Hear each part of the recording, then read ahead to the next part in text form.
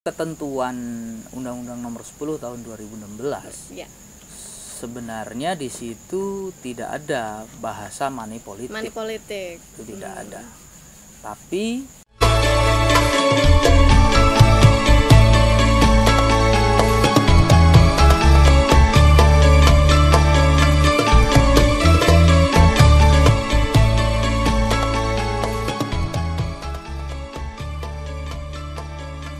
Assalamualaikum warahmatullahi wabarakatuh.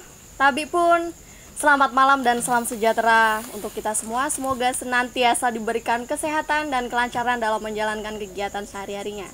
Baik, SBL Channel kembali lagi menyapa Anda tentunya bersama saya Nana Ratnasari yang akan memandu bincang luar biasa pada malam hari ini dengan tema Bersama Rakyat Awasi Pemilu, bersama Bawaslu Tegakkan Keadilan Pemilu.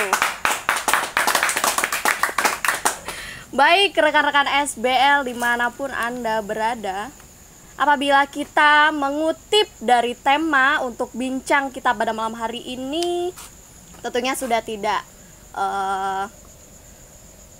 ini lagi ya, tidak asing lagi begitu di telinga kita semua. Di mana untuk Provinsi Lampung sendiri mengerucut pada 8 kabupaten kota yang serentak melaksanakan pilkada atau pemilihan ketua daerah yang sejauh ini sudah melaksanakan persiapan baik dari penyelenggara maupun dari peserta pilkada itu sendiri dan beberapa elemen yang ada di bawahnya. Dan hari ini yang menjadi pertanyaan kita bersama ya, sudah baikkah atau sudah benarkah demokrasi yang ada hari ini teruntuk pilkada atau pemilihan ketua daerah khususnya di Kabupaten Lampung Tengah, dan sudahkah adanya keadilan di dalamnya? Dan malam hari ini sudah hadir di tengah-tengah kita beliau seorang aktivis, beliau juga seorang tokoh penyelenggara khususnya Kabupaten Lampung Tengah. Di samping saya sudah ada Bapak Harmora SHI, beliau adalah Ketua Bawaslu Kabupaten Lampung Tengah. Assalamualaikum Mas. Waalaikumsalam. Sehat ya Mas ya? Alhamdulillah sehat. Semangat ya Mas ya, walaupun malam hari kondisinya masih pandemi begini ya, sangat semangat, apalagi sudah ditemani Mbak Nana. Saya sangat semangat sekali malam ini ngobrol bincang bareng bersama rekan-rekan SBL di rumah gitu. Mas, ya. Ya. Semangat ya Mas ya. Oh iya jelas dong semangat. Nih Mas nih, kita akan mengulas atau mengupas daripada bagaimana dan seperti apa sudah sejauh apa pilkada hari ini gitu Mas. Untuk persiapannya kira-kira sudah sejauh mana Mas? Persiapannya ya? Betul. Hari ini kita sedang melaksanakan tahapan kampanye. Sudah sampai kampanye ya Mas? Ya, sudah tahapan kampanye. Ini sudah hampir 1 bulan lebih kampanye. Nanti akan berakhir di 5 Desember 2020. Jadi kalau tahapannya sekarang adalah tahapan kampanye pemilihan. Betul. Ya. Untuk calonnya sendiri berapa ini Mas yang sudah masuk ke ininya? Kemarin kan kebetulan yang nonton ini kan dari berbagai macam ini nih. Ya. Maksudnya provinsi gimana? Nih, nah dari Kabupaten Lampung Tengah sendiri calonnya ada berapa gitu? Oh, kita Kabupaten Lampung Tengah yang sudah mendaftar dan sudah ditetapkan betul, sebagai calon bupati dan wakil bupati ada 3 pasangan calon. 3 pasangan calon. Yang pertama Pak Lukman sebagai incumbent dan Pak Ilyas calon wakilnya. Kemudian yang kedua Musa Ahmad dan Ardhito Wijaya. Yang ketiga Ibu Nesi sama Kiai Haji Imam Suhadi. Ada 3 pasangan calon kita di Kabupaten Lampung Tengah.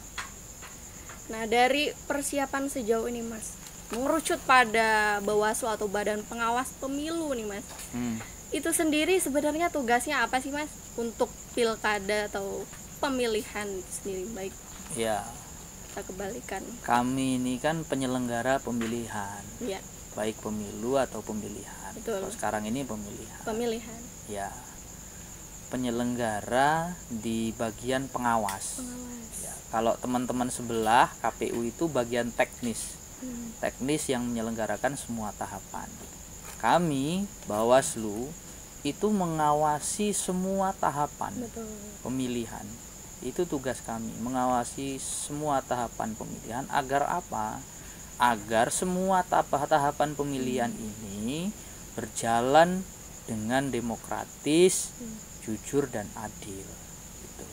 Dengan adanya Bawaslu nih Mas, apakah kalau kita lihat dari kualitas demokrasinya sendiri itu bisa dikatakan bersih gitu Mas? Dengan adanya Bawaslu nih, misalkan tidak ada atau adanya Bawaslu itu gimana? Iya, sebenarnya sejarah adanya Bawaslu ini sudah sejak lama. Betul. Tapi kemudian kalau dulu ada nama di kabupaten itu Panwas, masih ad hoc, kemudian jadi badan di tahun 2018, jadi Badan Pengawas Pemilu. Kalau kemudian Mbak Nana ini bertanya, sudah sejauh mana? Apakah adanya Bawaslu kemudian pemilu kita lebih baik? Jelas. Karena apa? Ketika ada pengawas pemilihan atau pengawas pemilu, semuanya akan dikontrol. Semuanya akan dikontrol dan semuanya, maksudnya semuanya itu baik pesertanya, pasangan calonnya, tim suksesnya. Nah, ini tugas Bawaslu untuk mengawasi semua tahapan itu. Kenapa Mas itu kok dia harus diawasi? Oh iya, pemilu kita harus diawasi. Kehadiran Bawaslu menjadi sangat penting. Karena apa? Ketika kita teman-teman KPU menyelenggarakan pemilihan, ini penting untuk diawasi, baik penyelenggaranya ataupun pesertanya, tim suksesnya, bahwa untuk memastikan bahwa semuanya itu berjalan sesuai aturan perundang-undangan. Pun kami juga diawasi oleh publik, oleh masyarakat luas, bagaimana kami melakukan tugas-tugas pengawasan dalam pilkada tahun 2020 ini. Gitu. Dari sejauh persiapan atau yang sudah diselenggarakan nih Mas sejauh ini menyongsong daripada pilkada di bulan Desember mendatang, sudah berapa banyak Mas kira-kira temuannya dan atau kendala atau konflik yang ada di dalamnya itu Mas? Ya, kita di Bawaslu Kabupaten Lampung Tengah ini sebelum masuk pada berapa banyak temuan atau berapa banyak laporan yang sudah masuk ke Bawaslu, tentunya efek dari hasil-hasil pengawasan ataupun laporan dari masyarakat. Kami ingin berangkat dulu bahwa Bawaslu itu tidak melulu melakukan penindakan. Melakukan penindakan itu orang yang kemudian diduga melanggar ditindak, tidak. Tapi yang pertama Bawaslu itu melakukan upaya-upaya pencegahan supaya dugaan pelanggaran itu tidak terjadi. Gitu. Kami sudah banyak melakukan upaya-upaya pencegahan.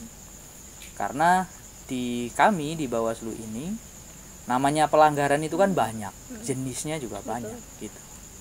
Sejauh ini sudah ada yang melanggar belum Mas? Oh, sudah banyak. Mas, ya? Kalau yang melanggar itu ada kami ini di Bawaslu ini ada beberapa dugaan pelanggaran. Contohnya mana Mas? Yang pertama itu terkait dugaan pelanggaran administrasi.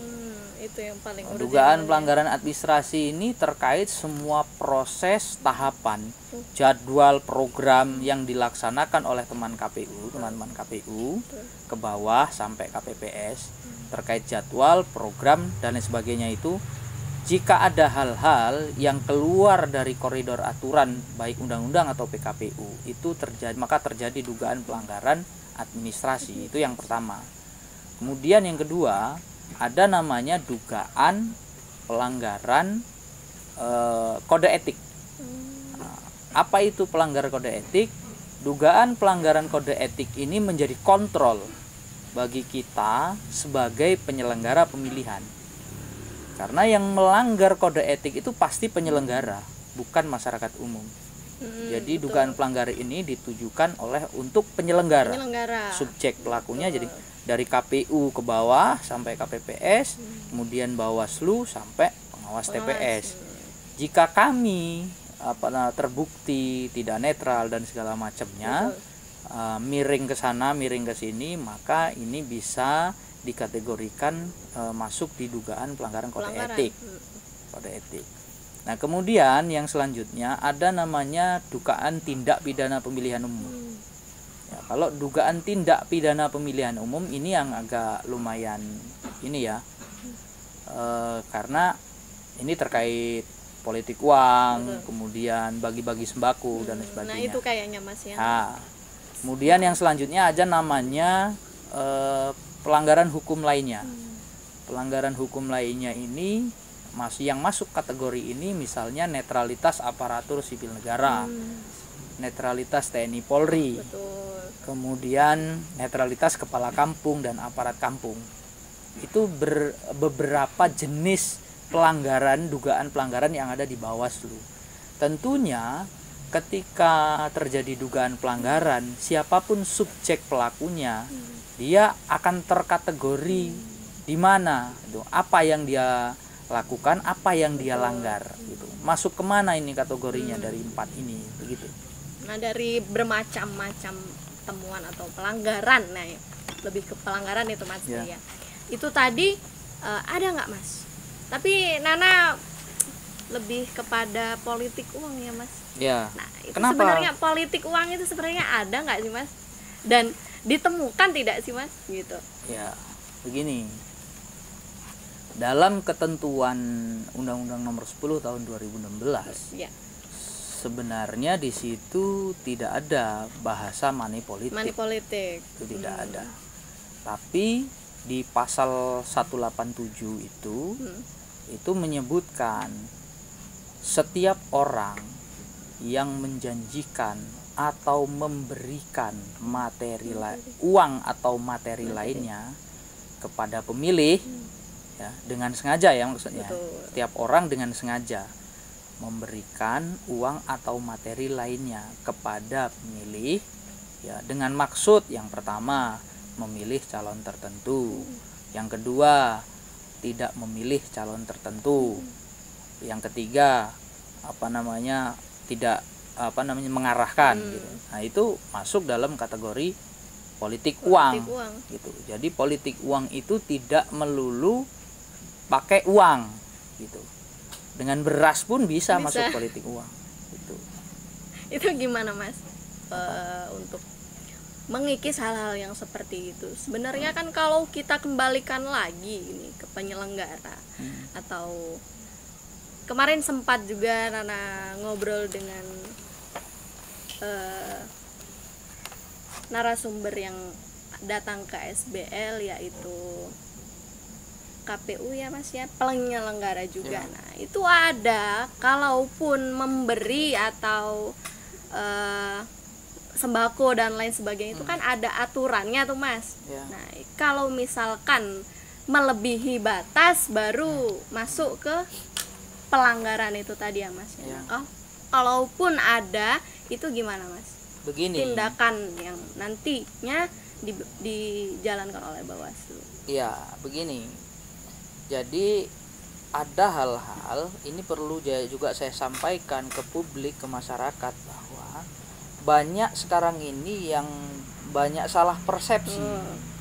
Salah persepsi terkait hal-hal yang boleh diberikan kepada calon pemilih, yang boleh diberikan, yang tidak masuk kategori politik uang, yang masuk dalam kategori politik uang atau tidak politik. Nah, yang tadi Mbak Nana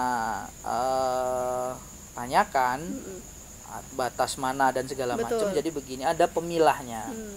Pemilahnya itu kita ini ada bahan kampanye yang boleh diberikan. Sebenarnya ya Mas? Ya, ada bahan kampanye yang boleh diberikan. Itu disebutkan di aturan PKPU terkait kampanye. Apa bahan yang boleh diberikan itu? Misalnya alat tulis, payung, pakaian, gitu ya, pakaian, kemudian penutup kepala. Kemudian sekarang karena lagi suasananya pandemi seperti ini, maka di PKPU 13 itu ditambahkan boleh tim pasangan calon itu atau pasangan calon itu memberikan hand sanitizer, masker. Itu boleh. Nah, itu yang dinamakan dengan bahan kampanye yang boleh diberikan. Yang Mbak Nana tanyakan tadi, yang nilainya itu tidak boleh lebih dari 60.000. Betul. Ini namanya bahan kampanye yang boleh diberikan. Misal, ada kampanye pertemuan terbatas, kurang dari 50 orang. Kemudian dari tim pasangan calonnya memberikan misalnya sarung, batik, nah itu boleh diberikan karena itu memang bahan kampanye yang disebut dalam PKPU itu yang boleh diberikan. Betul. Tetapi nilai per itemnya tidak boleh melebihi batas 60.000. Nah, berbeda dengan politik uang, gitu ya. Berbeda dengan politik uang yang 187 pasal 187 itu ketentuan pidana. Beda ya Mas ya? Oh, berbeda. Tidak boleh kemudian masyarakat atau tim sukses publik menafsirkan gitu ya. Sembako, beras, minyak, kalau dia 1 liter gitu, berarti kan harganya 10.000 nih. Oh, berarti tidak melebihi 60.000. Oh, tidak begitu. Karena yang tidak boleh lebih dari 60.000 per item itu adalah bahan kampanye. Sudah disebut bahan kampanye itu apa saja yang tadi saya sebut. Betul. Itu. Selain itu yang tidak disebut itu berarti tidak boleh. Kalau ada masyarakat tim sukses, bahan yang dibagikan itu tidak disebut sebagai bahan kampanye yang di PKPU itu, memberikan misalnya memberikan minyak goreng gitu misalnya. Walaupun dia setengah liter harganya 50, itu sudah masuk kategori politik uang. Itu tidak boleh. Jadi gitu Mbak Nana. Dari perkara-perkara yang ada nih Mas, metode atau tata cara untuk Bawaslu sendiri untuk menangani perkara-perkara itu gimana? Ya, kami dibekali Perbawaslu dalam setiap melakukan dugaan penanganan pelanggaran. Betul. Kami dibekali dengan aturan-aturan teknis yang ada di Perbawaslu. Kalau dugaannya adalah pelanggaran administrasi yang dimaksud dengan jadwal program, jadwal dan segala macam itu tahapan. Nah, itu kami merekomendasikannya ke KPU, Komisi Pemilihan Umum. Ya. Kalau dia dugaan pelanggarannya itu kode etik, ya kalau di tingkat kabupaten kami serahkan ke tingkat misalnya PPK yang melanggar, kita serahkan sampaikan ke KPU. Kalau tingkat kabupaten yang melanggar, maka rekomendasi itu di Dewan Kehormatan Penyelenggara Pemilu itu. Kemudian yang dugaan pelanggaran hukum lainnya, ini yang banyak terkait netralitas aparatur sipil negara. Betul. ASN dan segala macamnya itu kami rekomendasikan ke Komisi Aparatur Sipil Negara. Kami diberi kewenangan untuk memproses gitu. Dari sejak diketahui, 7 hari sejak diketahui, kemudian kami punya waktu 5 hari 3+2 untuk melakukan klarifikasi, konfirmasi dan segala macam terhadap perkara yang disangkakan. Betul. Yang dugaan pelanggarannya, kemudian dikaji ini masuk kategori pelanggaran apa. Nah, kalau dia masuk kategori pelanggaran netralitas ASN, berarti kalau ASN itu tidak punya jabatan, ASN biasa, maka dia hanya kena pelanggaran netralitas aparatur sipil negara. Tapi kemudian kalau ASN itu punya jabatan, ya, jabatan struktural, jabatan fungsional, maka selain kena pelanggaran netralitas aparatur sipil negara, ASN tersebut juga masuk dugaan pelanggaran pidananya juga masuk. Bisa sampai ke pidana ya Mas ya? Ya. Atau tidak hanya pidana atau hanya pidana saja Mas? Mungkin banyak Mas. Oh iya, seperti yang saya sampaikan tadi bahwa di Bawaslu ini ada 4 gitu kan. dugaan pelanggaran administrasi, kemudian tindak pidana pemilihan, kemudian kode etik dan pelanggaran hukum lainnya. Itu pelanggaran hukumnya. Ketika pelanggaran hukum lainnya ini terkait netralitas, ya kami rekomendasikan ke Komisi Aparatur Sipil Negara. Nanti yang memberi sanksi dari KASN, bukan kami. Kami diberi kewenangan untuk memproses gitu, dan membuat kajian fakta-fakta yang ada di lapangan dan di proses klarifikasi itu. Fakta di lapangan gimana Mas sejauh ini? Ya, fakta di lapangan beberapa kali kami sudah memproses netralitas ASN. Bahkan hari ini tadi, betul, kami barusan memanggil Direktur Rumah Sakit Demang Sepalu-Raya dan istrinya hari ini. Ini terkait dugaan pelanggaran netralitas aparatur sipil negara dan dugaan pidananya juga masuk. Itu tadi. Dari berbagai macam pelanggaran nih Mas, sejauh ini kira-kira nih Mas, semua peserta penyelenggara ya, baik dari Bawaslu dan lain sebagainya tadi sampai ke PPS ya Mas ya, itu tadi itu kemungkinan bisa melakukan pelanggaran nggak sih Mas? Dari segi apa maksudnya? Dari semua pelanggaran yang jenengan sampaikan tadi, baik administrasi. Oh iya, semua berpotensi. Nah itu nantinya akan ditindaklanjuti oleh Bawaslu juga. Jelas dong, tentu seperti itu. Karena dugaan pelanggaran administrasi kami sudah beberapa kali proses KPU, gitu. Sudah terkait dugaan pelanggaran administrasi. Betul. Kemudian dugaan pelanggaran hukum lainnya itu yang netralitas aparatur sipil negara sudah berapa kali? Kami sudah 5 kali menangani. Kalau dugaan money politik sudah 5 kali atau 4 kali sudah. Kalau untuk penyelenggaranya sendiri Mas? Penyelenggara kalau kode etiknya belum ketemu. Belum. Luar biasa Kabupaten Lampung Tengah ya. Iya. Kasih tepuk tangan dulu dong untuk luar biasa. Terus gimana Mas?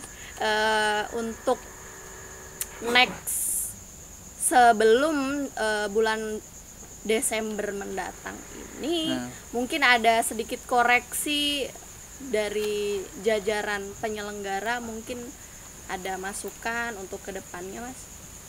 Iya, kami di Bawaslu Kabupaten selalu menekankan kepada teman-teman pengawas ad hoc, tentunya di keluarga besar pengawas ya di Bawaslu. Tentunya juga tidak lepas juga dari teman-teman sebelah. Betul. KPU dan ke bawah, agar selalu berhati-hati menjaga integritas teman-teman di bawah. Betul. Karena kami ini baik KPU, PPK ke bawah dan Bawaslu, Panwascam ke bawah, ini kan garda paling depan. Betul. Kalau ini sudah goyang, sudah runtuh, ini akan berbahaya terhadap proses demokrasi di negara kita ini. Kembali lagi ke kualitas demokrasi itu tadi ya Mas ya. Jangan kemana-mana, masih tetap di Suara Bumi Lampung.